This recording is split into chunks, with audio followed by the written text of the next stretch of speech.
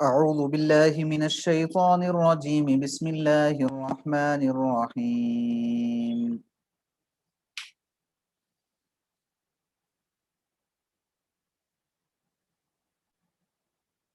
وقل للمؤمنات يغضضن من أبصارهن ويحفظن فروجهن ولا يبدين زينتهن إلا ما ظهر منها وليضربن بخمرهن على جيوبهن ولا يبدين زينتهن إلا لبعولتهن أو آباء بعولتهن أو أبناء بعولتهن أو إخوانهن أو بني إخوانهن أو بني أخواتهن أو نسائهن أو ما ملكت أيمانهن أو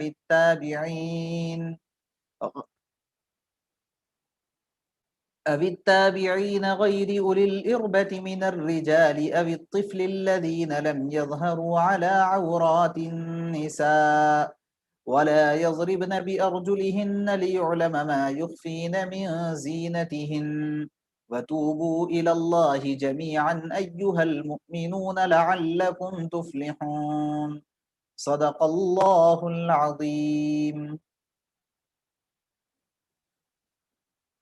اللہ نے فرمایا ہے مومن عورتوں سے، بلکہ نبی علیہ الصلاۃ والسلام سے کہا ہے نبی آپ کہہ دیجئے مومن عورتوں سے کہ وہ اپنی نگاہیں نیچی رکھیں، اپنے شرمگاہوں کی حفاظت کریں اور اپنی زینت کو ابھارتے نہ پھریں، دکھاتے نہ پھریں، الا یہ کہ جو چیزیں خود بخود ظاہر ہو جائیں، اور اپنے سینے پر اپنی اوڑھنی کو، اپنے دوپٹے کو ڈالے رکھیں اور اپنی زینت کو ظاہر کرتی نہ پھریں۔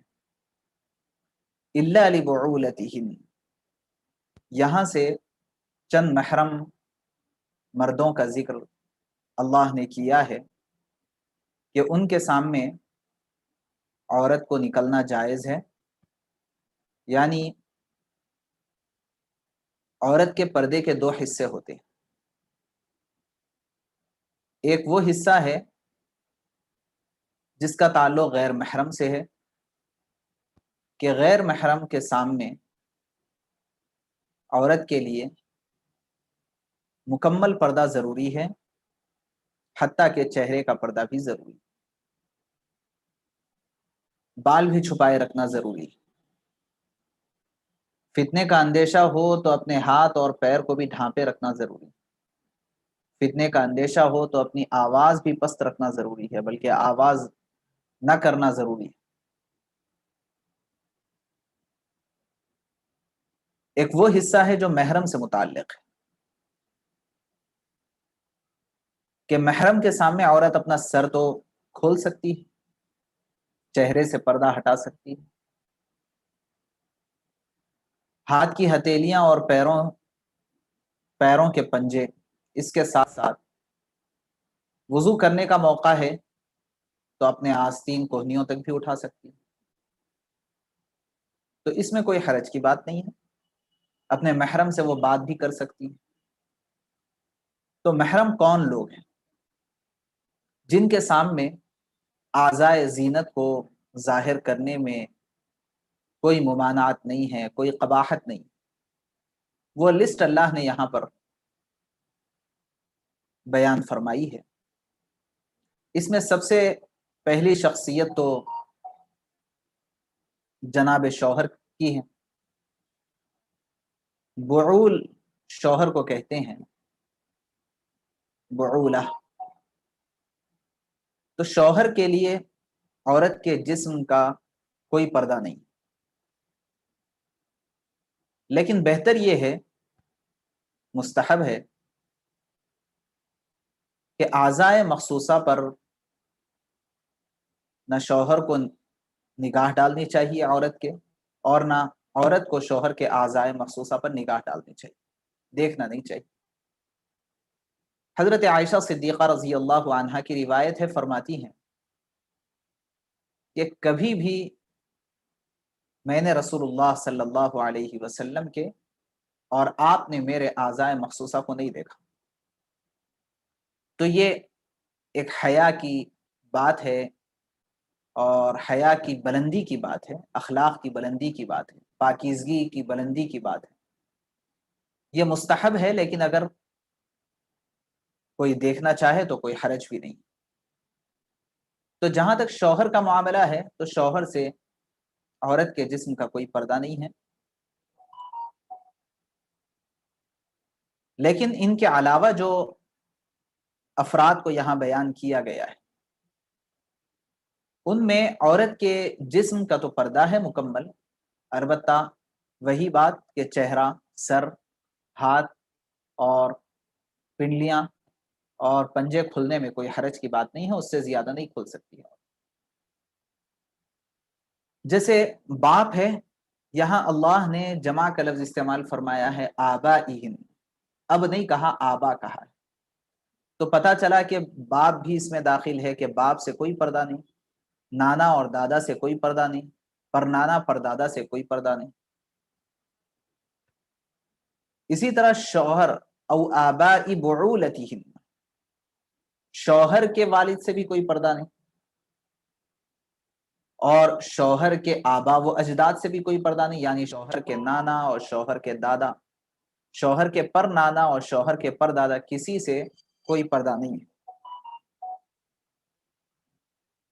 اس کے بعد فرمایا او ابنائہن او ابنائی بعولتہن،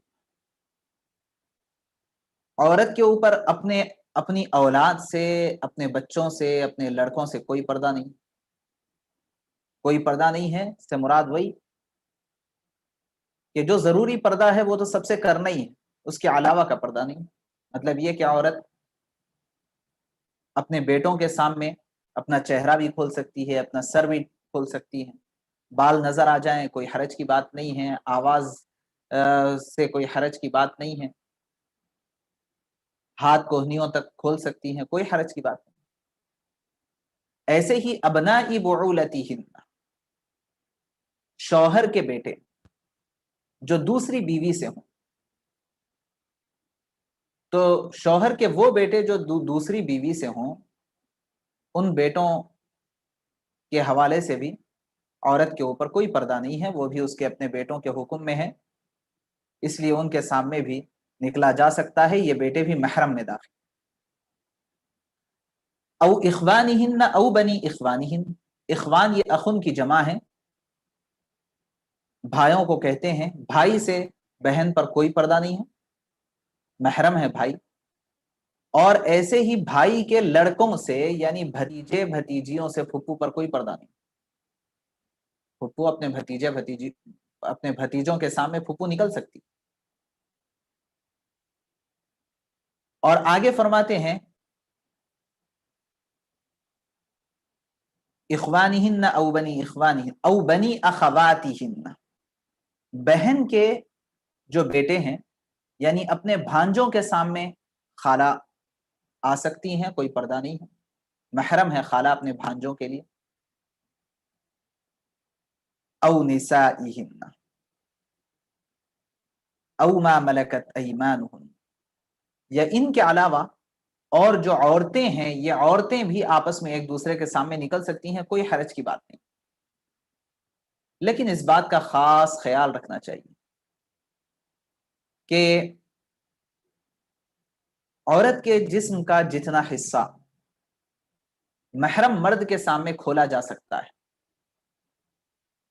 عورت دوسری عورت کے سامنے بھی اپنے جسم کا بس اتنا ہی حصہ کھول سکتی ہے۔ مطلب جب عورت اپنے بھائی کے سامنے صرف چہرہ، بال، اپنے ہاتھ پیر کھول سکتی ہے، تو عورت کسی دوسری عورت کے سامنے بھی اتنا ہی حصہ کھول سکتی ہے، اس کے علاوہ کا سارا حصہ جسم کا عورت کے لیے، عورت کے حق میں بھی سطر ہے۔ بہت سارے خاندانوں میں اس سلسلے میں بہت لاپرواہی کی جاتی ہے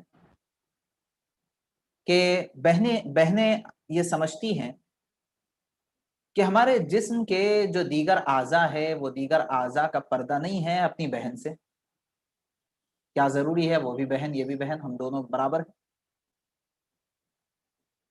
ایسے ہی بہت سی بے احتیاطی کی باتیں عام طور پہ بہت سارے خاندانوں میں رائج ہیں، کہ عورتیں عورتوں سے مکمل پردہ نہیں کیا کرتی.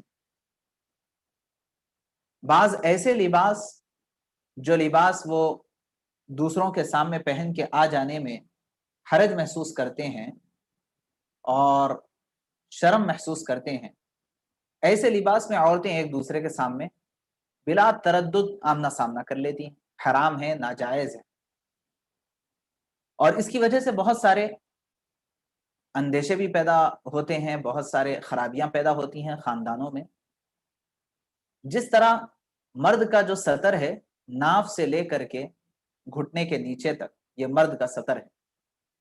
مرد آدمی اپنے سطر کے اس حصے کو دوسرے مرد کے سامنے بھی نہیں کھول سکتا ہے،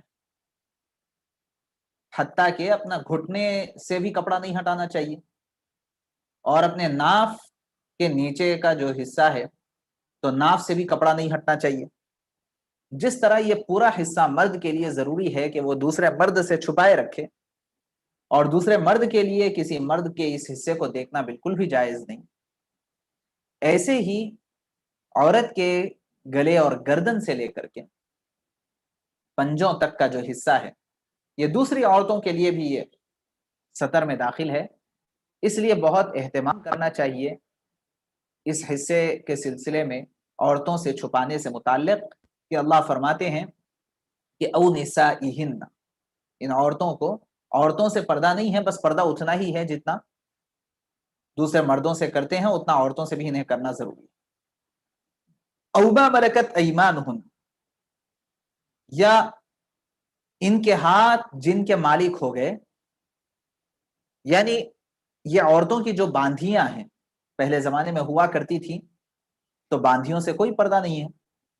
وہی کوئی پردہ نہیں ہے سے مراد ضروری پردہ جتنا ہے باندھیوں سے بھی اتنا ہی کرنا ہے. او التابعین غیر اولی الاربۃ من الرجال، یا ایسے او التابعین، یا ایسے مغفل قسم کے لوگ جن کو مردوں کی جانب کوئی التفات ہی نہیں ہوتا، مردوں میں سے ایسے مغفل لوگ جن کو عورتوں کی جانب کوئی التفات ہی نہیں ہوتا، جو مجنون ٹائپ کے ہیں، انہیں عورتوں کے معاملات سے کوئی لینا دینا ہی نہیں ہے، مانگنے کے لیے آ جاتے ہیں، کہیں بیٹھ کر کے کھا لیتے ہیں. تو ایسے جو معتوہ ہیں، مجنون ہیں، ان کے سامنے اگر عورت اپنا چہرہ کھولے اور کھل جائے کوئی حرج کی بات نہیں ہے. اب الطفل الذین لم یظہروا علی عورات النساء، یا وہ بچے جو عورتوں کے رازوں پر ابھی واقف نہ ہوئے ہوں. جب بچہ عورتوں کے مخصوص احوال پر مخصوص احوال پر واقف ہونے لگے تو اس کو کہتے ہیں مراہق. مراہق سے پھر پردہ ضروری ہو جاتا ہے. لیکن ابھی بچے چھوٹے ہیں، انہیں کوئی ان چیزوں کی طرف التفات نہیں ہے تو ان بچوں سے بھی پردہ نہیں ہے. تو اللہ نے یہ لسٹ بیان کر دی ہے، تفصیل کے ساتھ بتا دیا، لہٰذا ان کے علاوہ جو لوگ ہیں ان سے پردہ ضروری ہے. لہٰذا ایک لڑکی کے لیے اپنے چچیرے بھائی سے پردہ، اپنے پھپیرے بھائی سے پردہ، اپنے ممیرے بھائی سے پردہ، ممیرے چچیرے پھپیرے بھائیوں کے لیے اپنی بہنوں سے پردہ، یعنی اپنی چچیری ممیری تائری بہنوں سے پردہ، خلیری بہنوں سے، خلیری بہنوں کا اپنے خلیرے بھائیوں سے پردہ. یہ بہت ضروری ہے. عام طور پر اس سلسلے میں بہت کوتاہی برتی جاتی ہے اور آگے چل کر کے بڑے بڑے مسائل اس کی وجہ سے جنم لیتے ہیں. جن سے شادی کرنا جائز ہے، نکاح سے پہلے ان سے پردہ کرنا بھی واجب ہے. خلیرے بھائی سے جب نکاح ہو سکتا ہے تو نکاح سے پہلے پہلے پردہ ضروری ہے. خاندانوں میں اس سلسلے میں کسی قسم کا ماحول نہیں ہے، جس کی وجہ سے بہت ساری خرابیاں بہرحال پیدا ہوتی رہتی ہیں. اس سلسلے میں بڑا اہتمام کرنا چاہیے اور اپنی فیملیوں کو سیو اینڈ سیکیور کرنا بہت ضروری ہے. اللہ نے یہ احکام اسی وجہ سے بیان کیے.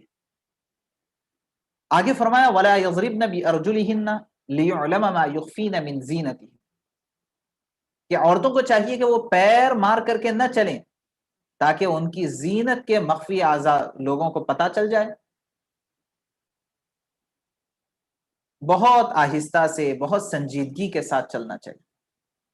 اس سے یہ بھی پتہ چل گیا کہ پیر میں ایسے کنگن پہنے ہوئے ہونا اور ایسے پازیب پیروں کے اندر پہنے ہوئے ہونا کہ ہمارے چلنے سے دوسروں کو اس کی آواز پہنچتی ہو، یہ بھی اسی حکم میں داخل ہے. اسی حکم میں داخل ہے خوشبو لگا کر کے باہر نکلنا. آپ صلی اللہ علیہ وسلم نے تو لعنت فرمائی، کیونکہ اس کی وجہ سے لوگ متوجہ ہوتے ہیں. تو کوئی بھی ایسا کام جس کی وجہ سے توجہ غیروں کی مبذول ہوتی ہو جائز نہیں. ایسے ہی ایسے بیل بوٹوں اور ایسے ڈیزائنوں کے برقعے جس کی وجہ سے بجائے زینت چھپنے کے زینت ظاہر ہو جائے، یہ سب چیزیں جائز نہیں ہیں. یہ معاشرتی احکام ہیں. ان احکام کی پابندی سے معاشرہ پاکیزہ رہے گا اور ماں باپ سکون اور آرام کی نیند سو سکیں گے. اور اس کی پابندی نہ کرنے کی وجہ سے لڑکے ہوں یا لڑکیاں ہوں، یہ غلط عادتوں کے اندر ملوث ہو جائیں گے اور یہی عادتیں ان کے پورے فیوچر اور مستقبل کو، دنیا اور آخرت کو خراب کرنے کا سبب بن جائے گی. خاندانوں سے سکون اور آرام اٹھ جائے گا، یکسوئی ختم ہو جائے گی، ماں باپ کی نیندیں حرام ہو جائے گی اور بچے بچیاں رات بھر انہی خیالات کے اندر اور اسی طرح کی چیٹنگ کے اندر پڑے رہیں گے. تعلیم خراب ہوگی، کام کاج خراب ہوگا، جاب اور بزنس خراب ہوگا اور سارے مفاسد کی جڑ ہے اللہ کے احکامات کو پامال کرنا، اللہ کے احکام کو پیچھے ڈالنا اور اپنے خاندان کی اور اپنے جو ہے رواج کی مان کر کے چلنے سے یہ سب خرابیاں پیدا ہو جائیں. آگے اللہ نے فرمایا وَتُوبُوا إِلَى اللَّهِ جَمِيعًا أَيُّهَا الْمُؤْمِنُونَ لَعَلَّكُمْ تُفْلِحُونَ. اے ایمان والو، تم سب کے سب اللہ کی جانب متوجہ ہو جاؤ، توبہ کر لو تاکہ تم کامیاب ہو جاؤ. کیونکہ ممکن ہے یہ بہت نازک معاملات ہے، خاندانی امور ہے، ممکن ہے کسی غیر محرم پر غلط نگاہ پڑ گئی ہو، کچھ ایسے حالات پیش آئے ہوں، تو پریشان ہونے کی بات نہیں ہے. توبہ کرو، اللہ سے معافی طلب کرو، اب تک جو ہو گیا اس پر مغفرت طلب کر لو اور اللہ سے معافی تلافی کر کے اگلی اپنی زندگی کو خوش و خرم، مست اور آرام کی اور سکون کی زندگی اپنی بنا لو. آمین. وآخر دعوانا الحمد للہ رب العالمین.